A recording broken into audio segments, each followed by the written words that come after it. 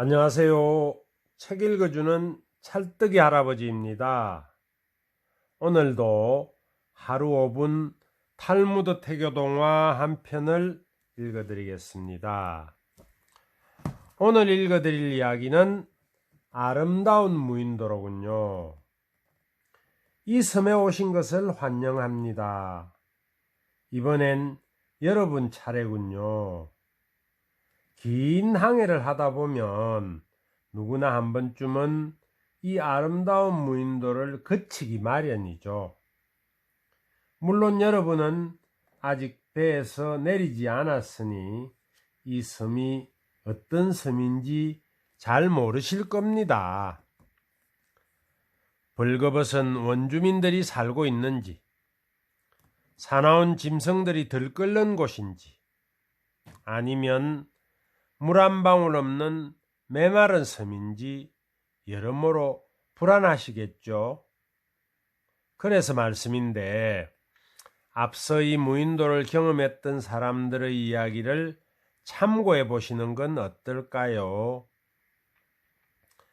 언젠가 승객을 가득 싣고 가던 배가 폭풍을 만난 적이 있습니다. 배는 파도에 이리저리 휩쓸리다가 엉뚱한 곳에서 아침을 맞았는데 그게 바로 이 무인도였답니다. 섬을 보는 순간 승객들의 입에서 탄성이 터져 나왔죠. 눈앞에 너무도 아름다운 낙원이 펼쳐져 있었기 때문입니다. 선장은 배를 수리하는 동안 섬에 잠시 머물기로 결정했습니다. 하지만 여러분, 너무 멀리 가시면 안 됩니다. 순풍이 불면 곧바로 출발해야 하니까요. 승객들은 술렁거리기 시작했습니다. 그냥 배에 머물겠다는 사람, 잠시나마 해변을 거닐고 싶다는 사람, 숲에 들어가 섬을 만끽하고 싶다는 사람, 다들 의견이 제각각이었습니다. 잠시 후 승객들은 각자의 입장에 따라 5무리로 나뉘었습니다. 자, 이제부터 본격적인 이야기가 시작됩니다. 이들 5무리가 제각각 어떻게 행동하고 또 어떤 결과를 맞게 되었는지 하나하나 살펴볼까요? 첫 번째 무리. 이 사람들은 아예 배에서 내리지도 않았습니다. 눈앞에 푸른 야자나무들이 손짓하는데도 꾹 참고 그냥 선실에 머물기로 한 거죠. 섬에 전혀 흥미를 못 느낀 걸까요? 그렇진 않습니다. 다만 목적지에 도착하기 전까지 절대로 한눈 팔지 않겠다는 의지가 너무 강했던 겁니다. 섬에서 엉청망청 지내다가 자칫 배를 놓치기라도 하면 낭패잖아요. 그런 위험을 감수하느니 차라리 배에 머무는 편이 낫죠. 결국 이 사람들은 낙원을 경험할 수 있는 드문 기회를 조금도 누리지 못했습니다. 두 번째 무리. 이 사람들은 배에서 내렸습니다. 신발을 벗고 바지를 둘둘 말아 올린 다음 하얀 모래밭을 거닐며 파도에 발을 적시기도 했습니다.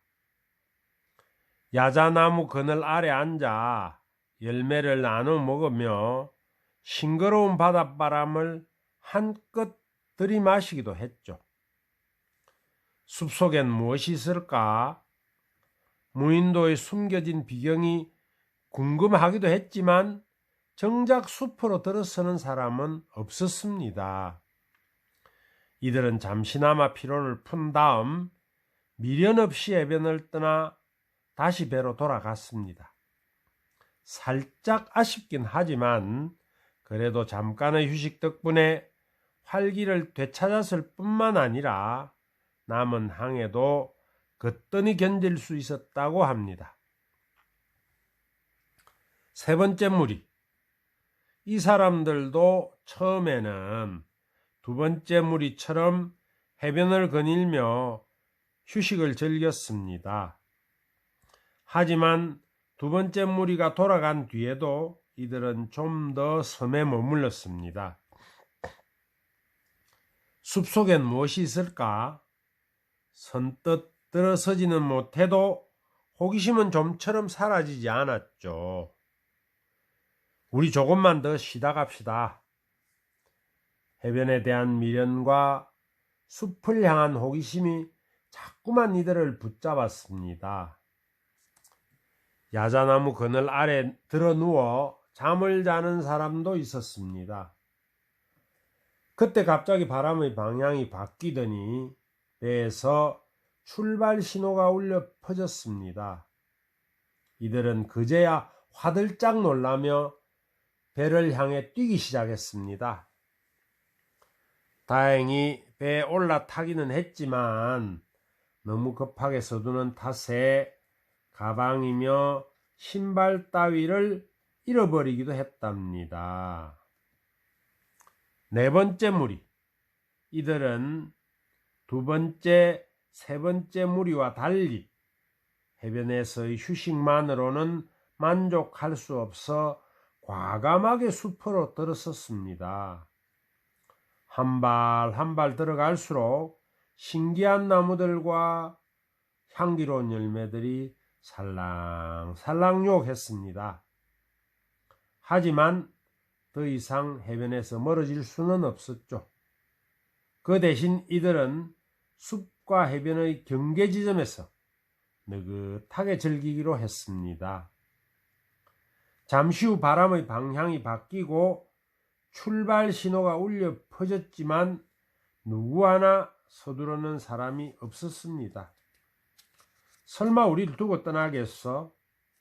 하지만 막상 배가 출발하자 다들 부랴부랴 바다에 뛰어들기 바빴습니다. 그리고 죽기 살기로 헤엄을 친 뒤에야 배에 오를 수 있었죠. 간신히 배에 타긴 했지만 하나같이 물에 빠진 생쥐꼴이었습니다. 게다가 온몸이 바위에 끓기고 부딪히는 바람에 다들 상처투성이었습니다. 이들 중 대부분은 훗날 목적지에 도착한 뒤에도 오랫동안 후유증에 시달렸다고 합니다. 다섯 번째 무리. 이 사람들은 배에서 내리자마자 숲으로 성큼성큼 들어갔습니다. 그리고 아무도 돌아오지 않았습니다. 섬의 아름다움에 넋을 잃은 나머지 숲속으로 너무 깊이 들어갔기 때문입니다. 게다가 탐스런 열매들 중에 들어는 독성이 강한 것도 있다는 사실을 그들은 몰랐습니다. 향기로운 꽃나무 뒤에 사나운 맹수나 독충이 살고 있다는 것도 전혀 몰랐습니다. 결국 그들은 길을 잃거나 맹수에 쫓겨 하나둘씩 사라지고 말았습니다. 멀리서 출발 신호가 울려 퍼졌지만 다섯 번째 무리에서 그 소리를 들은 사람은 아무도 없었습니다. 자, 이야기는 여기까지입니다. 도움이 되셨는지요? 인생이라는 긴 항해를 하다 보면 누구에게나 이 아름다운 무인도처럼 즐겁고 짜릿한 순간을 만날 기회가 찾아온다고 합니다. 사람마다 그런 순간들을 대하는 방식에 조금씩 차이는 있지만 앞서 소개한 다섯 무리에서 크게 벗어나는 경우는 거의 없다고 하더군요. 여러분이라면 어떤 선택을 하시겠습니까? 가야 할 곳을 향해 나아가는 행복한 여행법은 균형을 찾는 것이라고 합니다. 누구에게나 가야 할 목적지가 있지만 거기에 도착하는 방법은 제각각이란다. 앞만 보고 달려가는 사람, 쉬엄쉬엄 즐기며 가는 사람, 놀면서 더디 가는 사람, 놀다가 너무 늦게 가는 사람, 놀다가 길을 잃는 사람.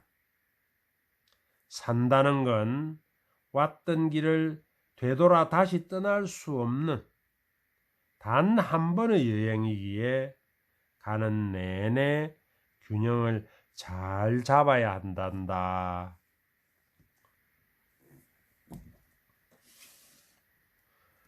이어서 김용택 시인이 고르신 필사하기 좋은 태교 명시 한 편을 읽어드리겠습니다. 오늘은 송찬호 시인이 지으신 다른 추억의 반죽 덩어리라는 시를 읽어드리겠습니다. 다른 추억의 반죽 덩어리, 송찬호. 누가 저기다 밥을 쏟아 놓았을까? 모락모락 밥집 위로 뜨는 희망처럼. 늦은 저녁 밥상에 한 그릇씩 달을 띄우고 둘러앉을 때 달을 깨뜨리고 달 속에서 떠오르는 노란 달. 달은 바라만 보아도 부풀어 오르는 추억의 반죽 덩어리. 우리가 이 지상까지 흘러오기 위하여 얼마나 많은 빛을 잃은 것이냐. 먹고 버린 달 껍질이 조각조각 모여 달의 원형으로 회복되기까지 어기여차 밤을 굴려가는 달빛처럼 빛나는 단단한 근육덩어리. 달은 꽁꽁 뭉친 주먹밥이다. 밥집 위에 뜬 희망처럼 꺼지지 않는.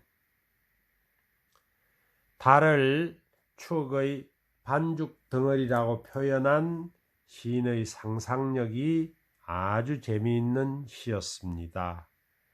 오늘도 탈무드 태교 동화를 들어주셔서 고맙습니다.